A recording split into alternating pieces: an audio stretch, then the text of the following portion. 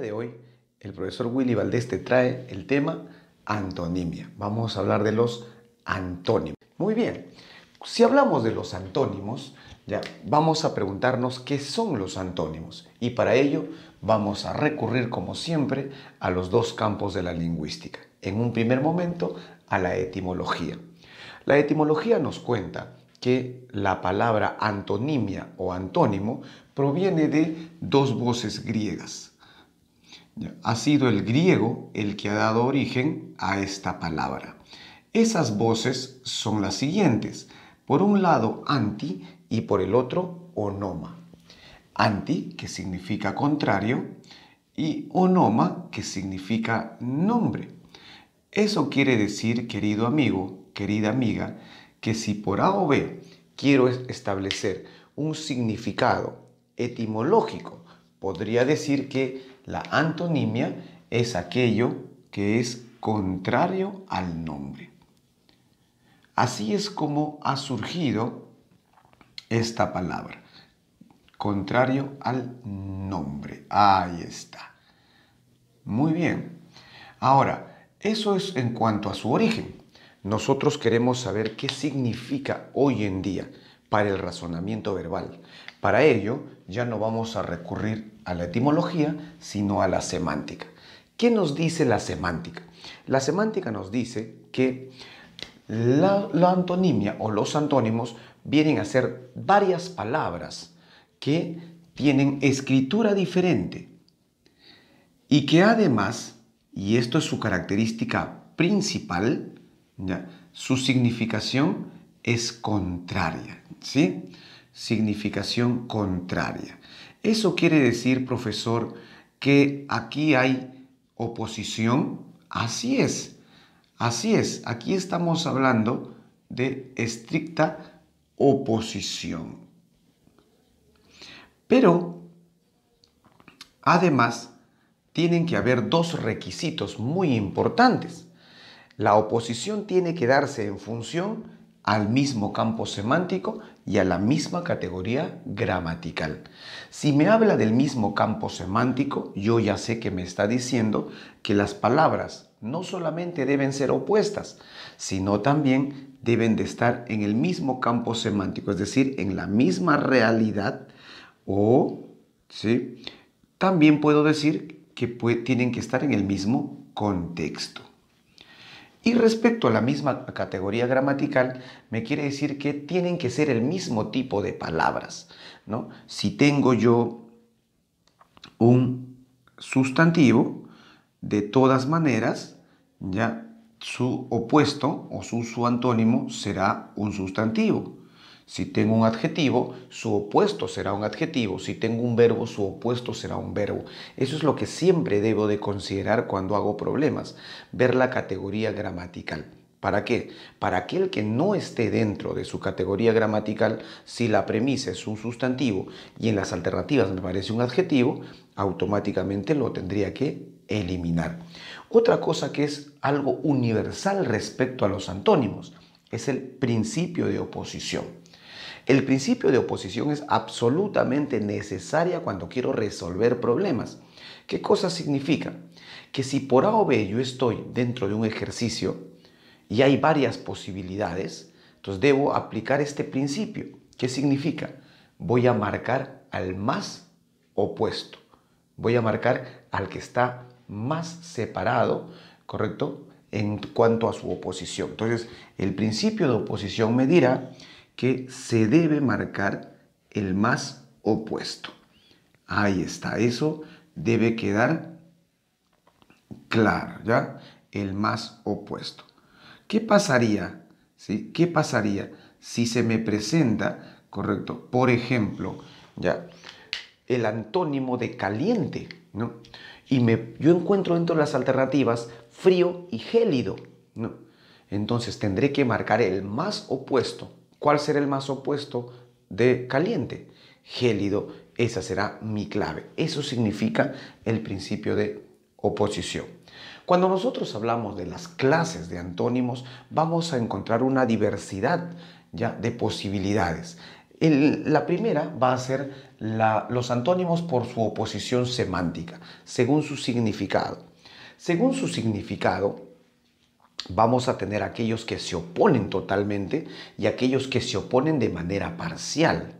¿Correcto? Entonces, cuando hablamos de los antónimos absolutos, también llamados antónimos totales, vamos a darnos cuenta que aquí hay una oposición total, ¿sí? Una oposición absoluta. Eso significa, ¿ya? ¿Correcto?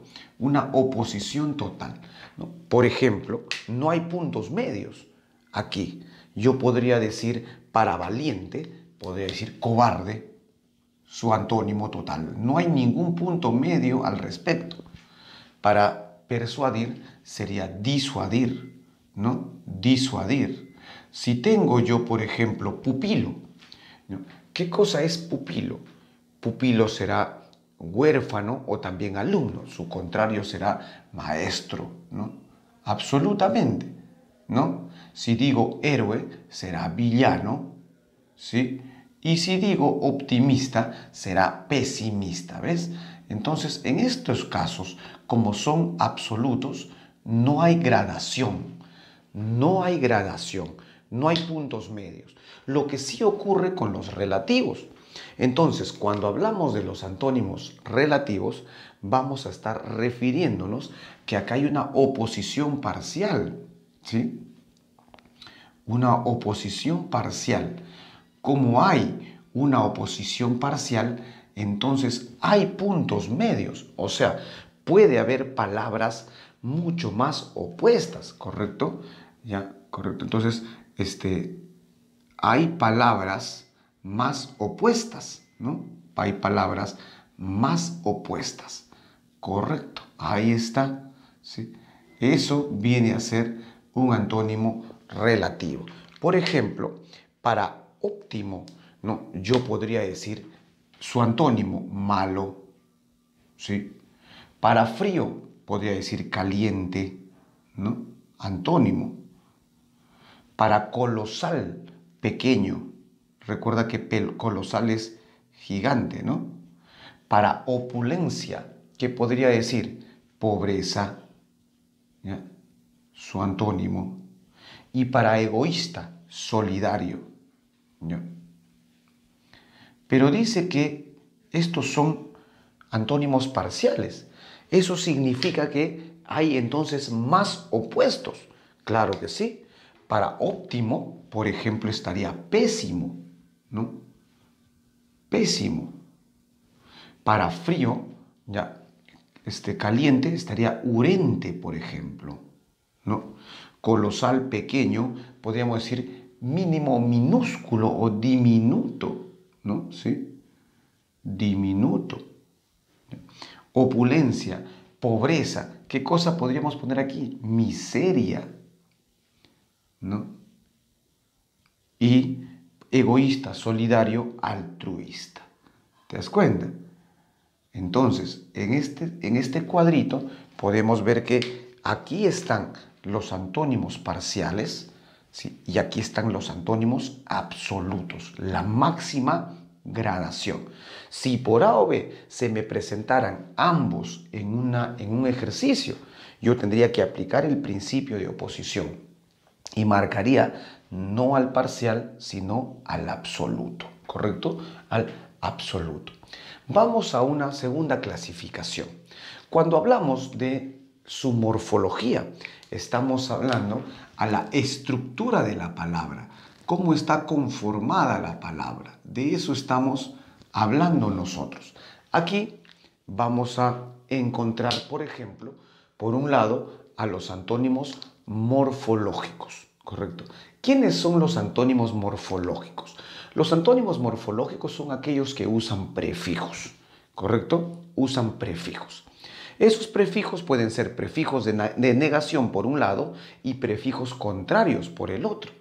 Por ejemplo, vamos a tener antónimos morfológicos de una primera forma, cuando ya las palabras tienen una raíz más un prefijo de negación. Una raíz más un prefijo de negación. Entonces, aquí podríamos encontrar lo siguiente. Si digo simétrico, su contrario sería asimétrico. ¿Ves?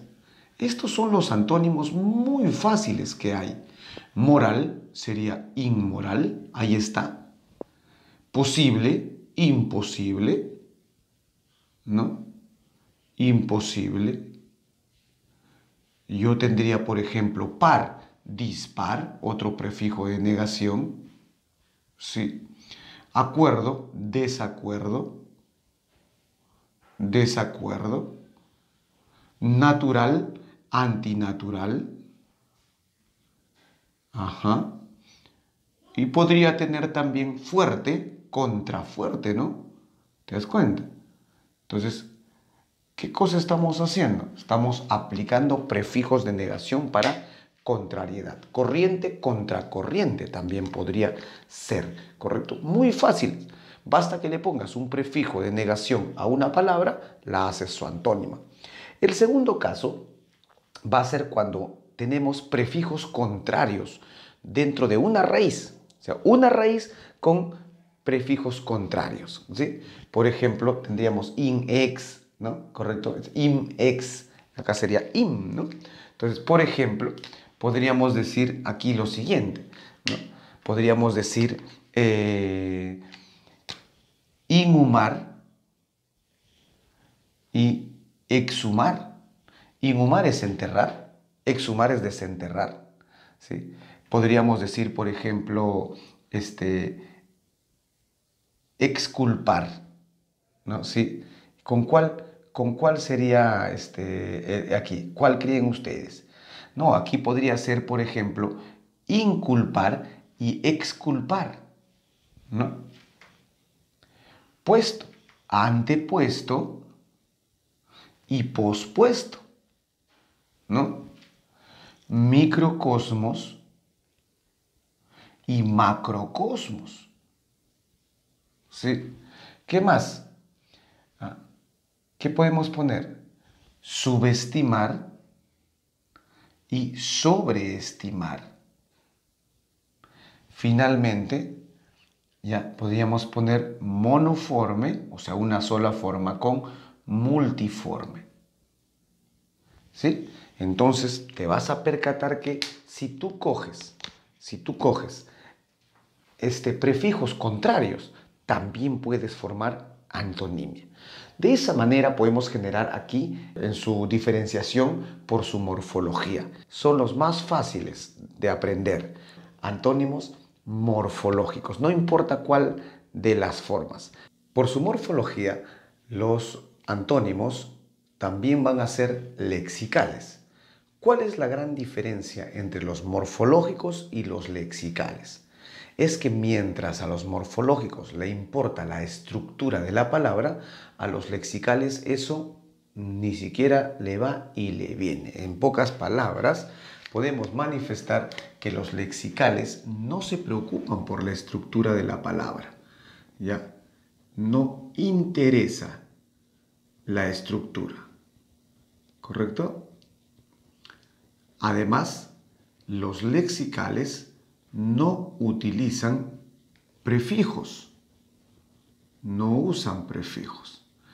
Y también ellos pueden ser de diversa índole. Como se basan en el concepto, en la definición, por eso ellos pueden ser absolutos o relativos. Pueden ser absolutos o relativos. Ahí está. Es decir, la primera clasificación tiene que ver específicamente con los antónimos lexicales. Aquí podríamos poner algunos ejemplos al respecto. Díscolo, recuerda que es rebelde, desobediente. Podría ser, por ejemplo, sumiso, ¿no? Sería su antónimo, lexical. Bruno ya sabemos que es negro, entonces su antónimo lexical sería blanco, es decir, níveo, ¿no? Muy bien. De pobreza, ¿no? Pobreza podría ser bonanza. Recuerda que la bonanza es la tranquilidad económica también. Poltrón es ocioso, flojo, vago. Podría ser trabajador, ¿no? Siempre respetando la categoría gramatical, ¿no? Osadía será cobardía, dubitación, ¿no? Muy bien, ahí está, ¿sí? Entonces, esos serían los lexicales, absolutos o relativos, siempre teniendo en cuenta la categoría gramatical. Otro tipo de clasificación vamos a tener en la oposición significativa. Aquí van a estar los excluyentes, los contradictorios y los recíprocos. Cuando hablamos de excluyentes, su nombre lo dice claramente. ¿Qué son los excluyentes? Los excluyentes son aquellos que se excluyen. Es decir, si tú niegas alguna de ellas, necesariamente tienes que afirmar la siguiente. Entonces podemos decir aquí, podemos decir que la negación de una palabra, ¿sí? De una palabra implica la afirmación de la otra. ¿Correcto? Entonces vamos a poner acá. Implica la afirmación de la otra. Entonces, eso se va a dar así. La afirmación de la otra. ¿Cómo puedes agarrar y hacer la comprobación? La comprobación de esto se va a dar a través de vamos a tener acá un contexto oracional, una oración, un contexto oracional. Muy bien. Entonces, ya sabes, si no es uno, es el otro, se excluyen mutuamente. Es decir, si no es varón, es mujer. Si no está muerto, está vivo. Si no es falso, es verdadero. Y dice que podemos probarlo mediante un contexto oracional. A ver, veamos, ¿no? Sí. Entonces podría negar aquí. Si Lucía no es varón, entonces ya negué. Entonces implica la afirmación del otro. Entonces es mujer, ¿no? Si César no está muerto, entonces está vivo. Si el billete no es falso, entonces es verdadero. Si Carlos actuó con bondad, entonces actuó sin maldad. ¿Sí o no? Claro. Si Willy no es bonito, entonces es feo. Si el algodón es blando, entonces no es duro, ¿no? Muy bien, así es. De esto se tratan los excluyentes. Uno excluye al otro. Cuando hablamos de los antónimos contradictorios, vamos a referirnos más o menos a aquello que tiene que ver con los sinónimos, los antónimos relativos. ¿Ya? Los antónimos relativos son aquellos que aceptan gradación, ¿te acuerdas? Aquí sucede casi lo mismo. Los antónimos contradictorios son aquellos que tienen una oposición graduable. ¿Ya? Aquí hay una oposición graduable. En esta gradualidad, ¿ya? Va a darse lo siguiente, que la afirmación del primero no implica necesariamente la negación del siguiente. ¿Correcto? La afirmación de uno, ¿ya? La afirmación de uno no implica la negación del otro. ¿Ya? Ahí está, pongámoslo bien claro, la negación del otro. Y vamos a comprobarlo, ¿ah? Vamos a comprobarlo. Como acepta gradación, como hay gradualidad aquí, entonces yo puedo decir bueno, malo. Sí, correcto. El que seas bueno no necesariamente significa que no seas malo, porque puede ser excelente. Acuérdate que hay una gradación. El que no sea dulce, ¿ya? No significa que necesariamente sea agrio, ¿no? Si es infante, imagínate adulto, ¿no? Hay grado, acuérdate que ahí hay octogenario, convexo y cóncavo, cóncavo, tibio, caliente, caro, barato. O sea, no se excluyen. Aquí no hay exclusión, ¿ya? No hay exclusión de ninguna manera. O sea, no porque no esté tibio es caliente. No, no es como en este caso. Acá se acepta gradación, se acepta la presencia de términos mucho más absolutos, ¿ya? ¿Correcto? Muy bien. Vamos a los recíprocos o inversos.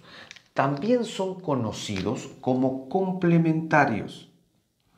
¿Por qué? Porque existen juntos, ambas palabras existen juntas, se necesitan mutuamente, se complementan.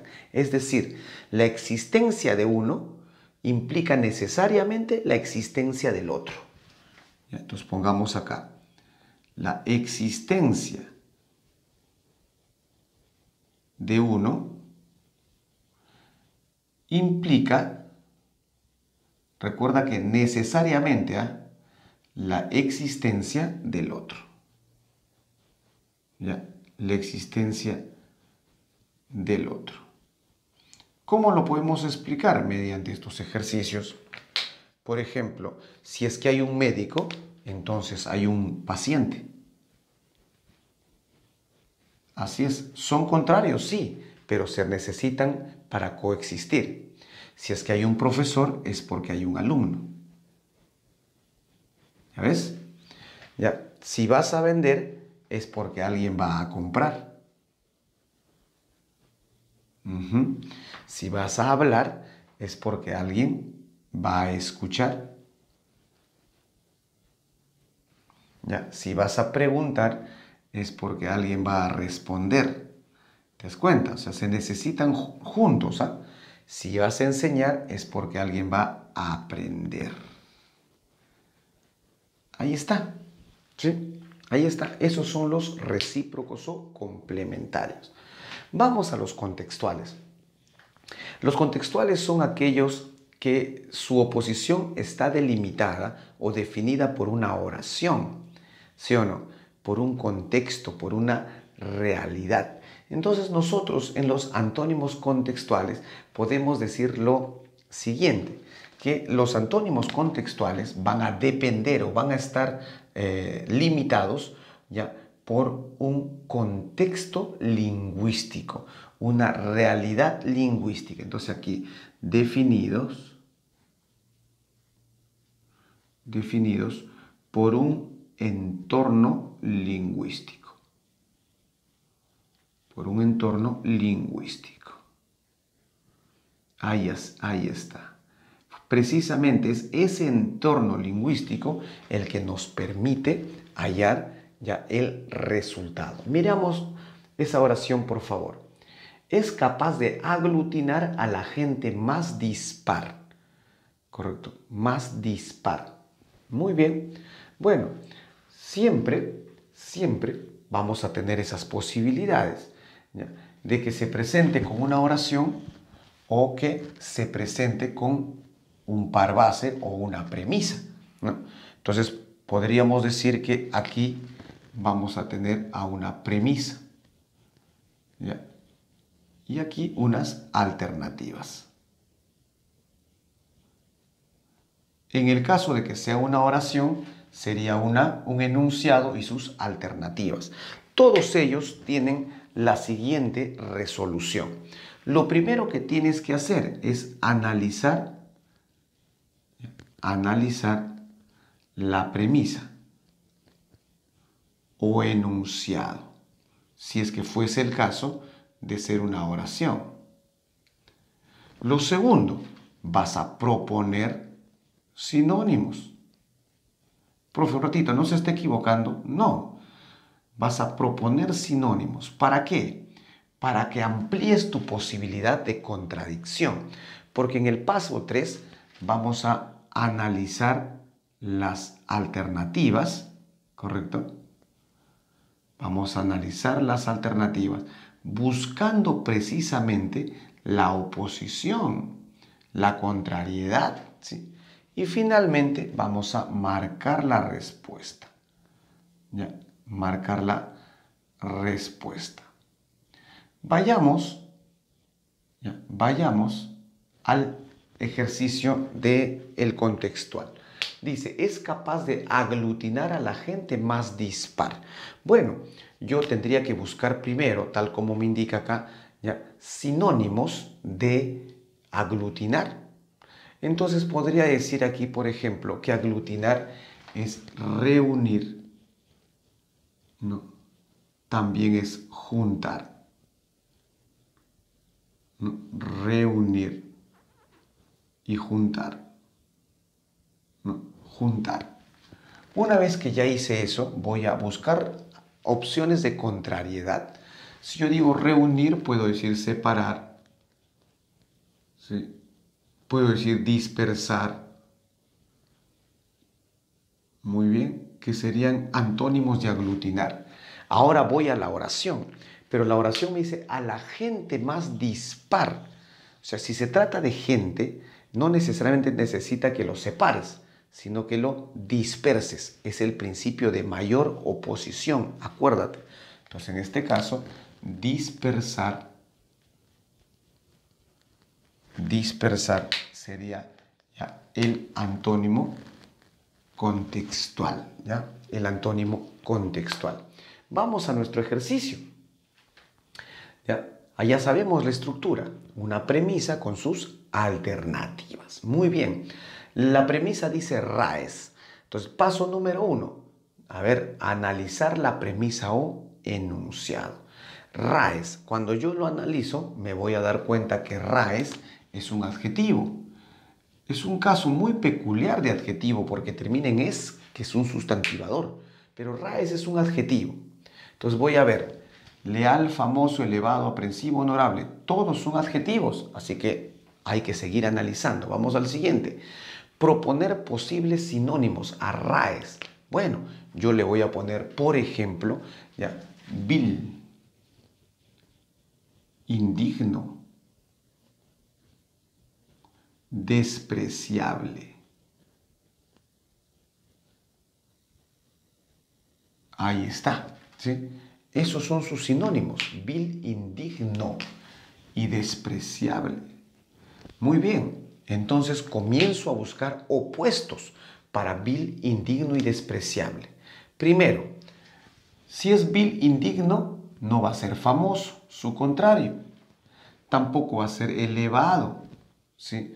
Aprensivo es receloso, cobarde, timorato, ¿no? Entonces, esto no es valiente, entonces no podría ser su sinónimo. Solamente tengo dos, leal y honorable, 50-50.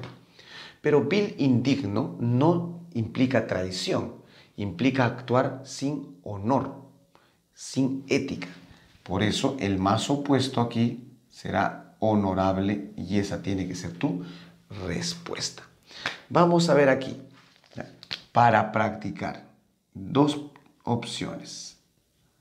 A ver cómo nos sale, ¿ah? Para practicar. Nos ponen réprobo y tugurio. Profesor, pero se acaba usted de equivocar, ha puesto réprobo, ¿no será réprobo?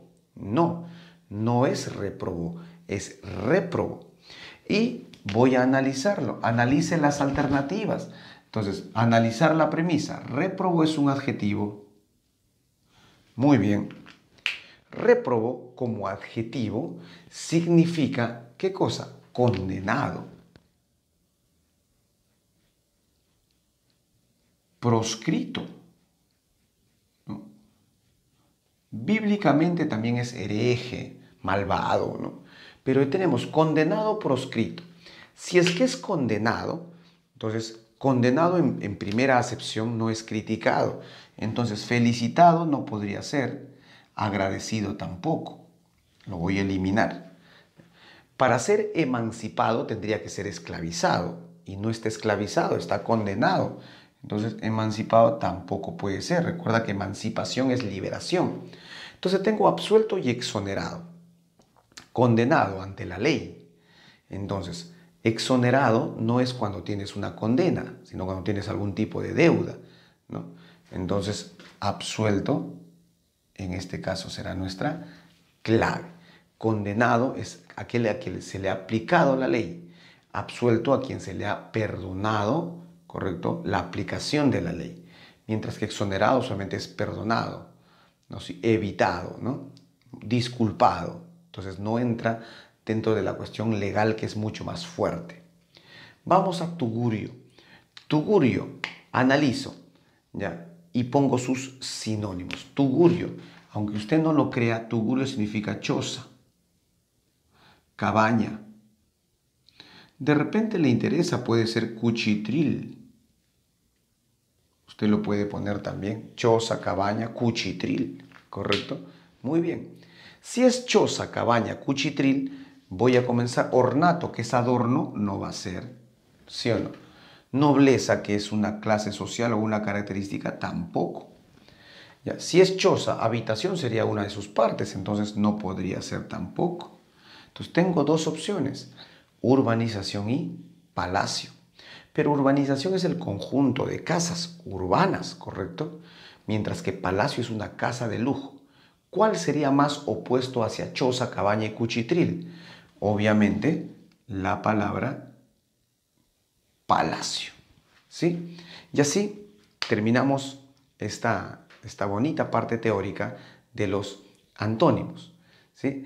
Nos vamos a quedar preparados para seguir practicando e ir a ver la praxis.